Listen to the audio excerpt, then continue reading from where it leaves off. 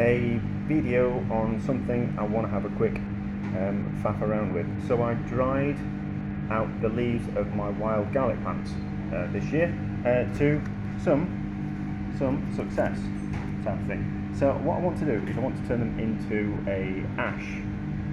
So I don't want to set fire to them because that will completely destroy them and will kind of lose flavour. So I kind of want to blacken them, completely dehydrate them, you know, like, but without losing any kind of flavour. So like a vegetable ash, but I still want it to taste a little bit garlicky. I don't want it to just taste of ash.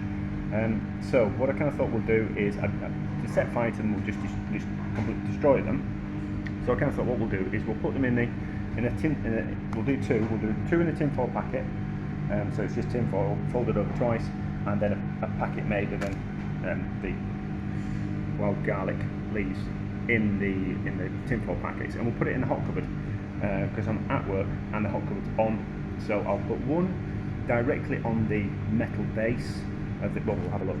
So it's got some things in, but we'll put one on the direct base of the hot cupboard, and then we'll put one on, so rested on top of something else. So there's some other things in here, so I'll just put one packet on top of something else, and then I've almost got a direct heat, and then one's got like an ambient type of heat, and it's on about 75. So we'll see if that it kind of works.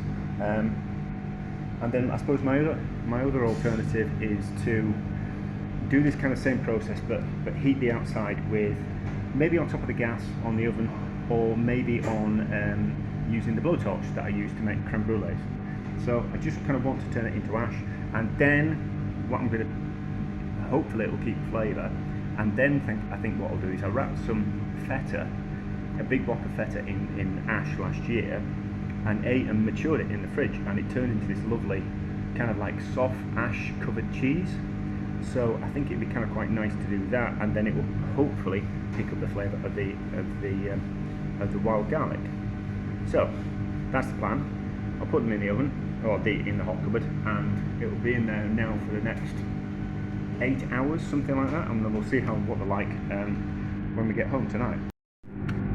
So this is the one that was directly on the bottom of the hot cupboard. It's dried out further, and it's slightly darkened, but not that much. So take it home, and when the oven's on tomorrow, we'll stick it in the oven and see if the oven does a better job, and the other one will get the blowtorch out, and we'll see what happens.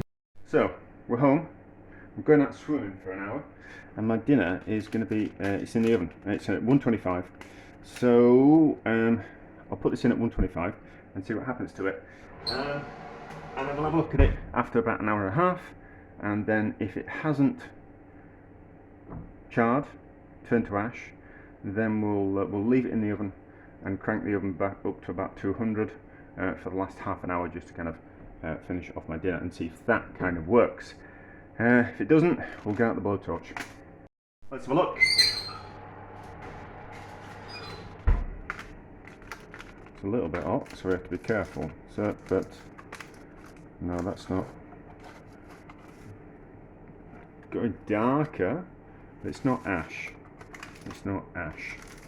So, oh yeah, so what I wanted to add was, I wanted to turn it to ash rather than just using a dried herb powder.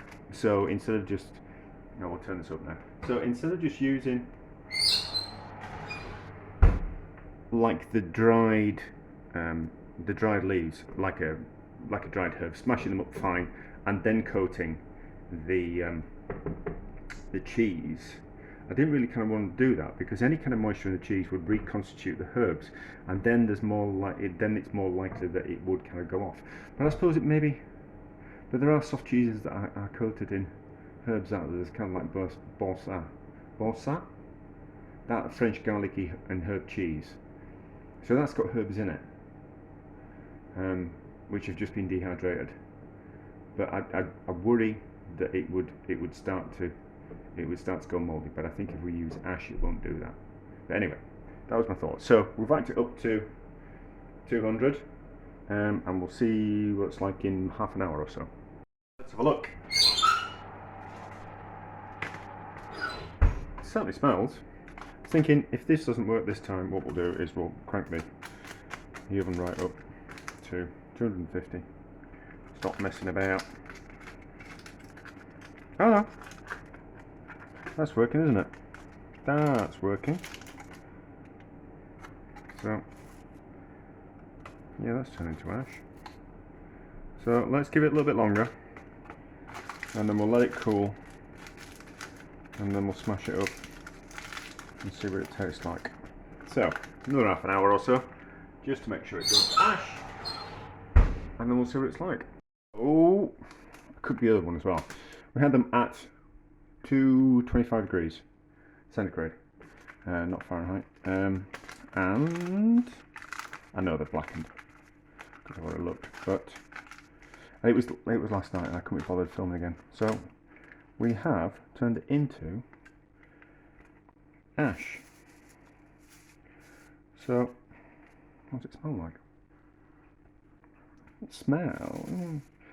There's no garlicky kind of smell to it. There's no garlicky kind of smell to it. How does it taste? Which you kind of think, wow, an interesting thing to eat, but it's just charred, isn't it? It's nothing.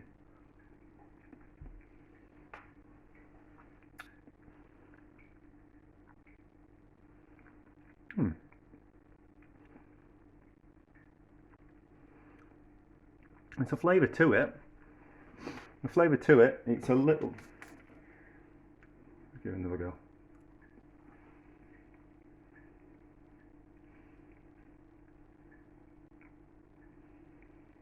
There's a flavour to it. I mean, I tasted the wood ash. Maybe it'll taste different when it's powdered. Hopefully this one's done the same. But I was kind of thinking, while I was swimming, what I do all my thinking. Well, not all my thinking, but quite a lot of my thinking. That what we could do is we could, when I eventually buy some more, a big block of feta. God, I haven't even had a drink. When I buy a big block of feta, what we could do is we could do it twice, couldn't we? We could lay some of these, because the feta will be kind of quite wet, but we could lay them on like that instead of powdering it. But it will powder, won't it? It will powder up. Might need to get it in the spice grinder, but it'll powder, and then we'll sieve it, and then we'll kind of see what happens. But anyway, so oh yeah, and then I was also thinking that it probably would have been better if I'd have dried the wild garlic leaves out in the oven, in a lowish oven, to dry them out and then turn the oven up to char them like that. That probably would have kept more flavour. So if I've got them close. Yeah, so it probably would have left impart more flavour, but you know, we're not perfect, are we? We live and learn. So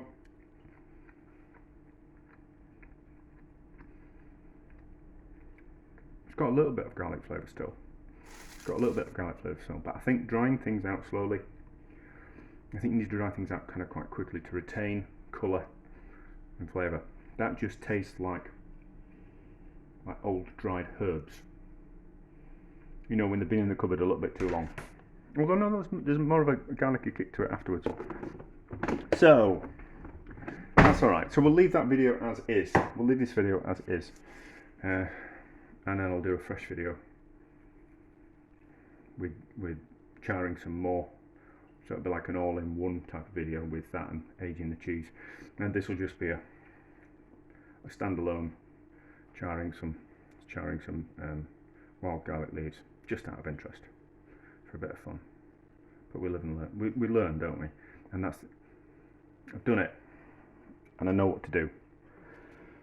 And I presume that method would work with kind of anything. I think probably don't necessarily need to put them in a foil packet, but I think that just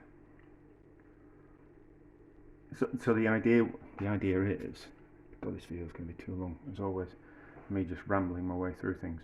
So when you make charcoal, you want to limit the amount of oxygen when you're making charcoal.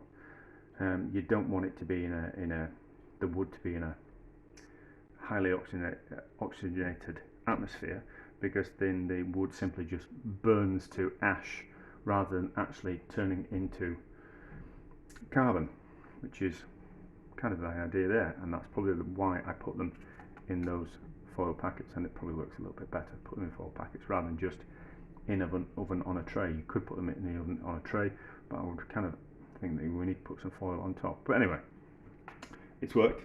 It's a relative success. There's more flavour in this than there was when I made some ash with some wood. But anyway, there we go.